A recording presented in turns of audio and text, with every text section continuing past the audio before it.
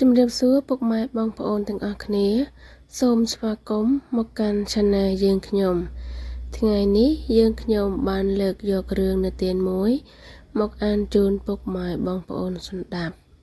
ដែលមានចំណងជើងថារឿងខ្លានិងព្រះសង្ឃកាលពីពេលមុននៅជាយព្រៃស្ងាត់មួយ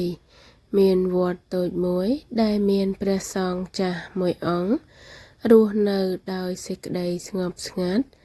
និងមេត្តាករុណាព្រះអង្គតែងតែធ្វើសមាធិនិងអប់រំចិត្តមនុស្សឲ្យលះបង់អំពើអាក្រក់ថ្ងៃមួយមានខ្លាមួយបានចូលមកជិតវត្ត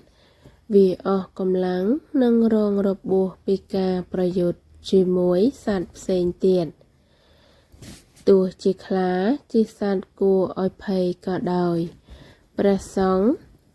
មិនរត់គេចទេព្រះអង្គបានមើលខ្លាដោយចិត្តមេត្តាហើយនិយាយសូត្រធម៌យ៉ាងស្ងប់ស្ងាត់ខ្លាដែលធ្លាប់រស់ដោយកំហឹងនិងភាពសាហាវមានអារម្មណ៍ចម្លែកណាស់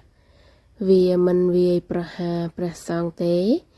តែដេកស្ងៀមនៅជិតវត្តព្រះសង្ឃបានយកទឹកលាងរបួសនិងចែកអាហារដល់វាពីមួយថ្ងៃទៅមួយថ្ងៃខ្លាបានជាសះស្បើយហើយคล้ายជាសត្វស្ងប់ស្ងាត់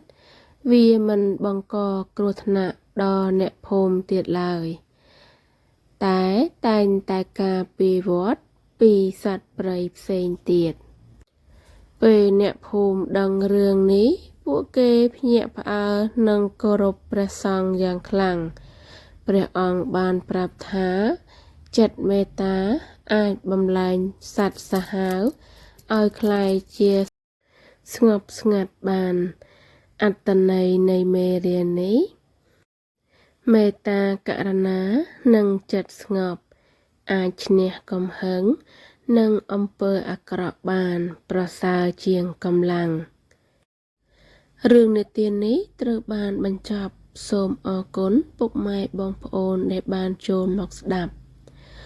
សូមជួយចុច like share និង subscribe ដើម្បីទទួលបានរឿងថ្មីៗជារៀងរាល់ថ្ងៃ